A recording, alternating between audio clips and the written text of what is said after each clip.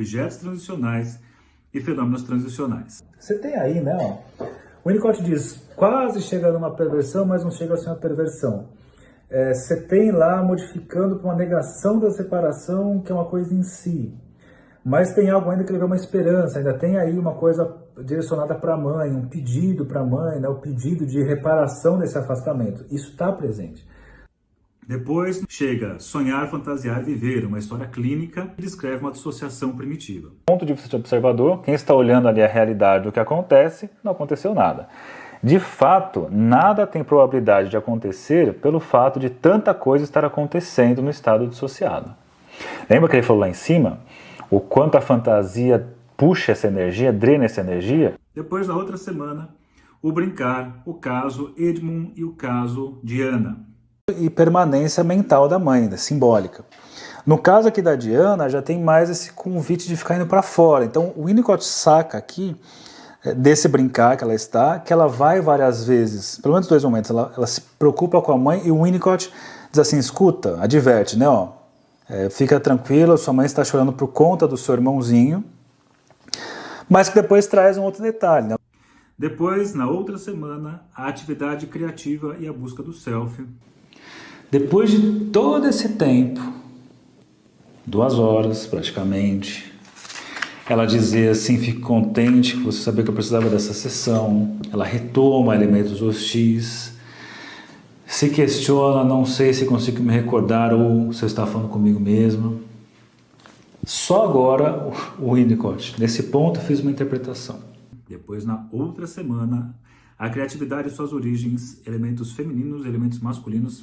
Vai bem na mesma toada da aula passada, da ideia de esperar, esperar, esperar, dar as condições para que o paciente possa ser criativo, que possa, mais uma vez, criar o mundo.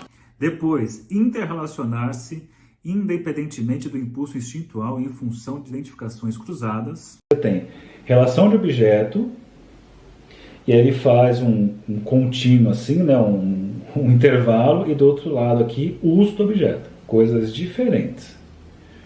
Né? Esse aqui tem a ver com a relação, que não implica a realidade do objeto, e esse aqui está falando do uso, que implica a realidade do objeto. Depois, o uso de um objeto e relacionamento através de identificações. Esse que cresça no sonho seja seu irmão. Lembra do irmão lá, quando tinha 2 anos, que a mãe engravidou e que roubou o lugar dela, ameaçou o lugar dela? Que ela assumiria a identificação e este cresceria em seu lugar. A possibilidade de pensar, né? Que ela tenha ficado num lugar pequeno e que ela se identifica com esse irmão e que cresce esse irmão. Isso aqui nós vamos matar boa parte do que está aqui. Tem muito material aqui para a nossa clínica, para a nossa teoria. E aí, como última aula, eu vou usar esse livro aqui, do André Green, chamado Brincar e Reflexão na obra de Winnicott. O André Green, um pensador assim fundamental, um cara aí que frequentou os seminários do Lacan, foi amigo pessoal do Winnicott, do Bion, um cara assim muito criativo, muito rica a clínica e as propostas dele. E ele faz aqui um comentário sobre a obra do Winnicott, sobre Brincar e Realidade. Apesar de ele dizer assim que ele considera o Winnicott o psicanalista mais criativo depois de Freud, apesar de concordar com muita coisa, ele faz críticas muito ricas para a gente pensar aqui na questão da clínica winnicottiana dentro da perspectiva do brincar. Acredito que como pediatra, o Winnicott não podia se libertar de tal perspectiva. Ele estava determinado a ver as coisas assim. Contudo, eu não acho, por exemplo, que o brincar seja arraigado ou profundamente influenciado pela relação mãe-bebê. Opa, vamos ver o que vem aí. Ó. É um conceito que o Winnicott não consideraria importante na análise com seus pacientes adultos e provavelmente nem na sua própria análise. E é isso que criou alguns mal-entendidos ou lacunas. O que nós temos aí, o que já tem liberado para vocês? Primeiro, o paradigma winnicottiano. Assistam lá, falando sobre paradigma em psicanálise, se o Winnicott rompe com a tradição psicanalítica freudiana, etc. e tal, enfim. Depois, primeira tarefa integrativa, a integração, que é do texto do Desenvolvimento Emocional Primitivo.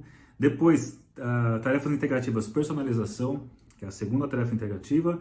Depois, tarefas integrativas, realização, na quarta aula disponível ali. Depois tem o analista winnicottiano, a partir da ideia de preocupação materna primária. Depois tem a estrutura de uma sessão unicotiana a partir do material observação de bebês numa situação padronizada, o chamado jogo da espátula.